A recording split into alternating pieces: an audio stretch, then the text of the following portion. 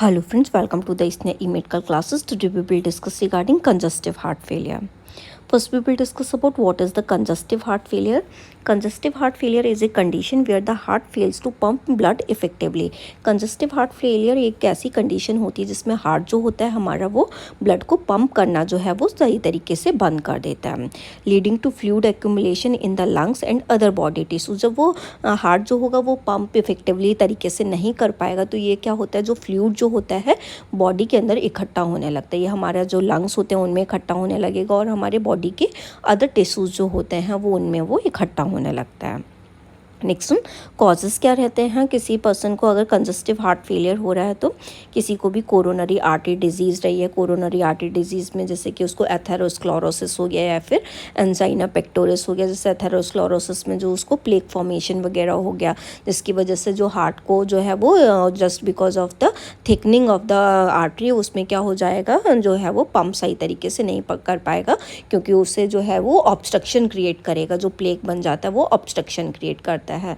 तो ऐसी कंडीशन में जो है वो हार्ट जो होगा वो पंप करना जो है वो बंद कर देगा.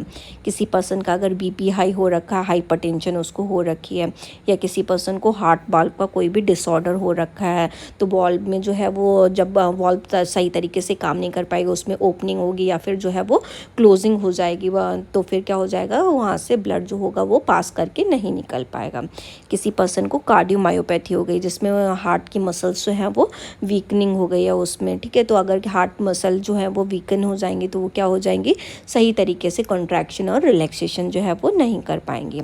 हार्ट रिदम एबनॉर्मलिटी, किसी को हार्ट की रिदम जो है वो एबनॉर्मल हो गई या रिदमियाज वगैरह हो गया तो इस केसेस में भी हो सकता है उसका heart failure.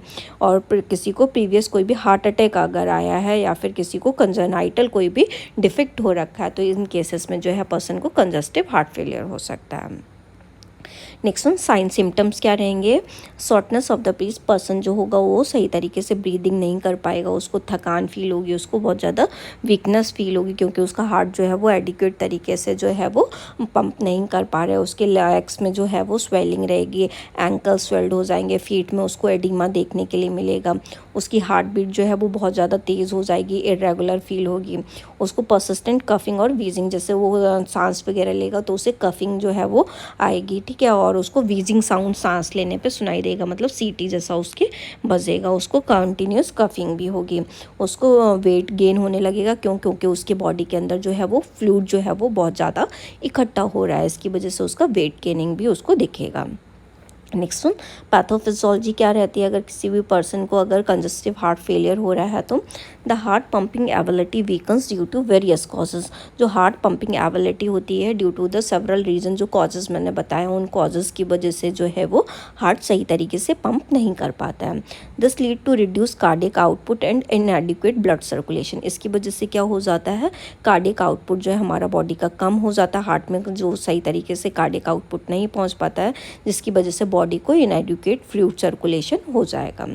As a compensatory mechanism the body retain fluid leading to congestion in the lungs and peripheral tissues. इस कंपनसेटरी मैकेनिज्म जब बॉडी को जब फ्लूइड सही तरीके से नहीं मिल पा रहा है, ठीक है, ब्लड सर्कुलेशन प्रॉपर तरीके से नहीं हो रहा है तो इसकी वजह से बॉडी अपनी कंपनसेटरी मैकेनिज्म जो है वो लगाना स्टार्ट करती है. इसी वजह से क्या होने लगता है, बॉडी जो है वो बॉडी के टिश्यूज जो होते हैं वो फ्लूइड इकट्ठा करने लगते हैं और जिसकी वजह से जब कंजेशन होने लगता है तो लंग्स में भी पूरा फ्लूइड जो है वो इकट्ठा होने लगता है. और पेरिफेरल जैसे हमारे एक्सट्रीमिटीज़ जो होते हैं उनमें भी हमारा फ्लूइड जो है वो इकट्ठा होने लगेगा. इसी वजह से जो फीट रीजन हो गए, ठीक है, हमारे हाथ में पूरा जो है वो एडिमा देखने को मिलता है इसकी वजह से. नेक्स्ट वन डायग्नोस्टिक इवेल्युएशन क्या करेंगे हम इस केस में.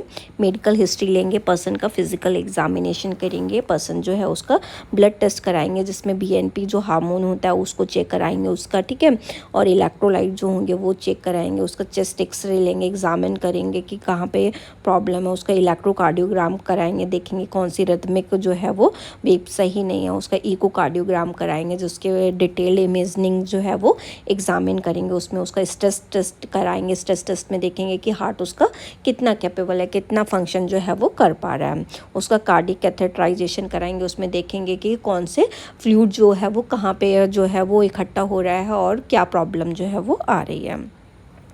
नेक्स्ट वन मैनेजमेंट, अगर किसी को भी पर्सन को कंजस्टिव हार्ट फेलियर हो रहा है तो हम उसका कैसे मैनेजमेंट करेंगे, उसका लाइफ स्टाइल को मॉडिफाई कराएंगे जिसमें उसको लो सॉल्ट डाइट, एक्सरसाइज वगैरह जो है वो कार्डियक एक्सरसाइज वगैरह उसको रिकमेंड करेंगे।